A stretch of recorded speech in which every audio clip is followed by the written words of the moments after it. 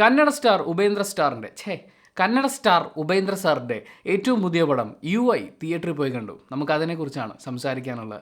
സിനിമയുടെ പേര് UI the movie. തിരക്കഥ ഉപേന്ദ്ര, സംവിധാനം ഉപേന്ദ്ര, കേന്ദ്ര കഥാപാത്രം ഉപേന്ദ്ര. മൊത്തത്തിലൊരു ആണല്ലോ.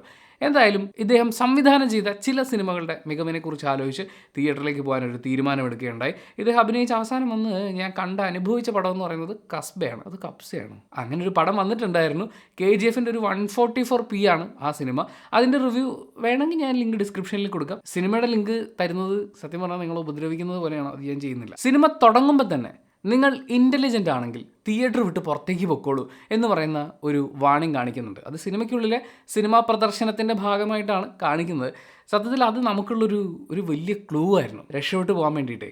പക്ഷേ സംഭവിച്ചത് എന്താണെന്ന് വെച്ചാൽ ഇത് വായിച്ചു കഴിഞ്ഞപ്പോൾ അപ്പോൾ ബ്രില്യൻ്റ് ആയിട്ട് എന്തോ വരാനുണ്ട് എന്ന് പറഞ്ഞ് ബ്രില്യൻസ് വാരി കെട്ടാനുള്ള ചാക്ക് മനസ്സിൽ തയ്യാറാക്കിയാണ് സിനിമ കണ്ടു തുടങ്ങുന്നത്. എനിക്ക് എന്തിൻ്റെ കേടായിരുന്നു എന്നുള്ള പടം തുടങ്ങുമ്പോൾ UI എന്ന് പറയുന്ന സിനിമ, ഉപേന്ദ്ര സംവിധാനം ചെയ്യുന്ന സിനിമ തിയേറ്ററിൽ റിലീസായി അത് വലിയ ഹിറ്റാവുന്നു എന്നുള്ള രീതിയിലാണ് അവതരിപ്പിക്കുന്നത്. അതായത് ആ സിനിമ കാണാൻ വേണ്ടി ആൾക്കാർ തിയേറ്ററിൽ ഇരിക്കുന്നു, ആ സിനിമയ്ക്ക് വേണ്ടി ആൾക്കാർ ടിക്കറ്റ് എടുക്കാൻ ക്യൂ നിൽക്കുന്നു, അങ്ങനെയൊക്കെ കാണിച്ചുകൊണ്ടിരിക്കുക. അപ്പോൾ നല്ല രസമുണ്ട്. തുടക്കം ഭയങ്കര പ്രതീക്ഷ തന്നുകൊണ്ടിരിക്കുക. അപ്പോൾ ആ സിനിമ റിലീസായതിന് ശേഷം അതിന് UI എന്ന് പറയുന്ന, അതായത് സിനിമയുടെ പേര് തന്നെ ഇതിനൊരു റേറ്റിംഗ് ആയിട്ട് കൊടുക്കുകയാണ്. A സർട്ടിഫിക്കറ്റോ V സർട്ടിഫിക്കറ്റോ ഇതൊന്നും കൊടുക്കാതെ UI സർട്ടിഫിക്കറ്റ് കൊടുക്കുകയാണ്. Universal intelligence. അതൊരു വല്ലാത്ത സർട്ടിഫിക്കേഷനാണല്ലോ.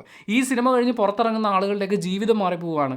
അതായത് അത്ര സന്തുഷ്ടരല്ലാതെ തട്ടിമുട്ടിയും ജീവിച്ചു പോയിക്കൊണ്ടിരുന്ന ഭാര്യ ഭർത്താക്കന്മാർ അപ്പം തന്നെ തിയേറ്ററിൽ വെച്ച് എന്നാൽ പിന്നെ നമുക്ക് രണ്ടു വഴിക്ക് പോകാമെന്ന് പറഞ്ഞ് ഷെയ്ക്ക് ഹാൻഡ് കൊടുത്ത് സന്തോഷിച്ച് പിരിയുന്നു. ലെസ്ബിയൻസ് ആയിട്ടുള്ള പെൺകുട്ടികൾ നമ്മൾ ഇനിയും പ്രണയം അടച്ചു വെക്കേണ്ട കാര്യമില്ല എന്ന് പറഞ്ഞ് തമ്മിൽ ഉമ്മ വെച്ചത് പ്രകടിപ്പിക്കുന്നു. പിന്നെ ഒരു ഗുണ്ടുണ്ട്, അയാൾ മാലയും പേഴ്സും സാധനങ്ങളൊക്കെ കൂട്ടുകളികൾക്ക് അയച്ചു കൊടുത്തിട്ട് ഇതൊന്നും പോരാഞ്ഞ് സ്വന്തം ഭാര്യയെ ഇഷ്ടമുണ്ട് എന്ന് വിചാരിക്കുന്ന വേറൊരാളെ വിളിച്ചിട്ട് ഭാര്യയെ നീ എടുത്തോ എന്ന് പറഞ്ഞാൽ എല്ലാവർക്കും ദാനം ചെയ്തിട്ട് പോകും. അങ്ങനെ ഒരു വലിയ സോഷ്യൽ ചേഞ്ച് ഈ സിനിമ കാരണം ഉണ്ടാകുന്നു. ഇതൊക്കെ നമ്മൾ സിനിമയിൽ കണ്ടുകൊണ്ടിരിക്കുകയാണ്.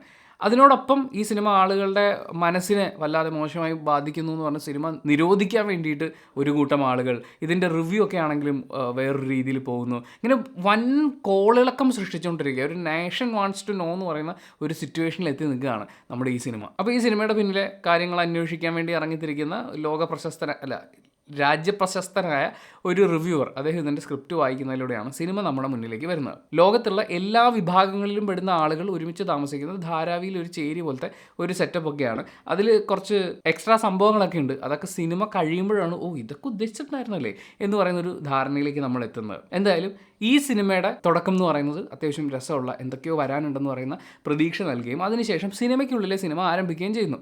അവിടെ വെച്ചിട്ട് ശരിക്കും ഇന്ത്യൻ സിനിമകളെ, KGF അടക്കമുള്ള സിനിമകളെ വാരി വലിച്ചിട്ടെടുത്ത് കൊടുക്കുന്നുണ്ട്. അതിൽ ചിലതൊക്കെ ഏറ്റിട്ടുണ്ട്, ചിലതൊന്നും അത്ര പോരാ. എന്തായാലും അതും നല്ല രസമുണ്ടായിരുന്നു. അവിടെ ഇവിടെയായിട്ട് പൊട്ടിച്ചിരിക്കാനുള്ള ഇടം നൽകിയ കാര്യങ്ങളൊക്കെയാണ്. അത് കഴിഞ്ഞിട്ട് സംഭവം നേരെ ഒരു സോഷ്യോ പൊളിറ്റിക്കൽ സൈഡിലേക്ക് ഇറങ്ങുന്നത്. അതായത് സിനിമയെ ട്രോൾ ചെയ്യുന്ന പരിപാടിയിൽ നിന്ന് മാറി ഈ പൊളിറ്റിക്സിലേക്ക് സിനിമ ഇറങ്ങുന്നുണ്ട്. അവിടെ തൊട്ട് സത്യം പറഞ്ഞു കഴിഞ്ഞാൽ തീരാ ദുരിതം എന്നൊക്കെ പറയുന്ന പോലെയാണ് എനിക്ക് ഫീൽ ചെയ്തത്. എന്തൊക്കെയൊക്കെയോ കാണിച്ചു കൂട്ടാൻ ശ്രമിക്കുന്നുണ്ട്, ഭയങ്കര ഇൻ്റലക്ച്വൽ പരിപാടിക്ക് ശ്രമമുണ്ട്. പക്ഷേ ഇതൊന്നും എവിടെയും ഏൽക്കുന്നുണ്ടായിരുന്നില്ല. ഞാൻ തിയേറ്ററിൽ ഈ സിനിമ ഇരുന്ന് കാണുന്നത് കന്നഡയാണ് കണ്ടത്, കന്നഡ ഓഡിയൻസിൻ്റെ കൂടെ ഇരുന്നാണ് കണ്ടത്. ഉപേന്ദ്രമൊക്കെ കണ്ടപ്പോൾ ഒടുക്കത്തെ കയ്യടിയായിരുന്നു. അവരൊക്കെ ദീർഘനിശ്വാസം വിട്ട് ഈ സിനിമ ഇങ്ങനെ കണ്ടുകൊണ്ടിരിക്കുകയായിരുന്നു. പൊളിറ്റിക്സ്, ജനങ്ങൾ, ഫിലോസഫി ഒക്കെ ആയിട്ട്, എന്നാലും അവിടെ ഇവിടെയായിട്ട് കുഞ്ഞു ചിരികൾ ഉണ്ടാവുന്നുണ്ട്. പക്ഷെ അതൊരു ആശ്വാസത്തിന് വക നൽകുന്ന ചിരിയൊന്നുമല്ല. ഈ പൊളിറ്റിക്സ്, ഫിലോസഫി തുടങ്ങിയിട്ടുള്ള കാര്യങ്ങളിലേക്ക് സിനിമ മാറുമ്പോൾ അതിൻ്റെ ഒരു സെറ്റയർ ഒക്കെ കാണിക്കാൻ ശ്രമിക്കുമ്പോൾ എൻ്റെ മനസ്സിലേക്ക് പെട്ടെന്ന് വന്നത് കളിപ്പാട്ടം എന്ന് പറയുന്ന സിനിമയിലെ മാമുക്കോയെ അവതരിപ്പിച്ചിട്ടുള്ള കഥാപാത്രമുണ്ട്. ഏതോ മരത്തിൻ്റെ അടിവേര് എവിടുന്നോ കിട്ടിയിട്ട് അതിന് പെയിൻ്റ് അടിച്ച് കൊണ്ടുവന്ന് വെച്ചിട്ട് സോൾ ഓഫ് കേരള എന്ന് പറഞ്ഞ് സായിപ്പിനെ പറ്റിക്കാൻ ഇറങ്ങുന്ന ആളുകൾ. ഏകദേശം ആ ഒരു വൈബിലാണ് സിനിമ ഞാൻ കണ്ടുകൊണ്ടിരുന്നത്. പിന്നെ നേരെ സെൻട്രൽ ഗവൺമെൻറ്റിലേക്ക് തിരിയുന്നുണ്ട് വിമർശനങ്ങളും കാര്യങ്ങളും. എന്നിട്ട് ഇതിങ്ങനെ നീണ്ട് പൊയ്ക്കൊണ്ടിരിക്കുകയാണ്. അവസാനമാകുമ്പോൾ ഒന്നുമില്ല, ഇവിടെ വെച്ച് കഴിഞ്ഞ് പൊക്കോ ഇങ്ങനെ പറഞ്ഞിട്ടാണ് സിനിമ തീരുന്നത്. ഇതിൽ നല്ലത് എന്ന് പറയാൻ ചില സീക്വൻസുകളുണ്ട്, ചില ഡയലോഗ് ബിറ്റുകളുണ്ട്. പിന്നെ വേണമെങ്കിൽ സിനിമ കഴിഞ്ഞ് പുറത്തിറങ്ങുമ്പോൾ നമുക്ക് കുത്തിയിരുന്ന് ഡീകോഡ് ചെയ്ത് അതങ്ങനെയാണ് ഉദ്ദേശിച്ചത്, ഇയാളുടെ അമ്മ അങ്ങനെയായിരുന്നു ആ ഒരു ക്യാരക്ടർ എന്ന് പറയുന്നത്, അപ്പോൾ ആ കൊട്ടാരം എന്ന് ഉദ്ദേശിച്ചത് ഇതാണ്, നാട് ഭരിച്ചിരുന്ന ആൾ അയാളെയാണ് വിമർശിച്ച് എന്ന് പറഞ്ഞ് നമ്മൾ പുറത്തിറങ്ങിയിരുന്നിട്ട് വേണമെങ്കിൽ നമുക്ക് കുത്തിയിരുന്ന് ബ്രെയിൻ സ്റ്റോം ചെയ്യാൻ പറ്റും. പക്ഷേ സിനിമയുടെ അത് കണ്ടുകൊണ്ടിരിക്കുമ്പോഴുള്ള പ്രേക്ഷകൻ്റെ അവസ്ഥ ദയനീയമാണ്. ആസ് എ പ്രേക്ഷകൻ എന്നെ സംബന്ധിച്ച് സിനിമ വലിച്ചു നീട്ടിക്കൊണ്ട് പോയതുപോലെ റിവ്യൂ വലിച്ചു നീട്ടാൻ ഞാൻ ഉദ്ദേശിക്കുന്നില്ല.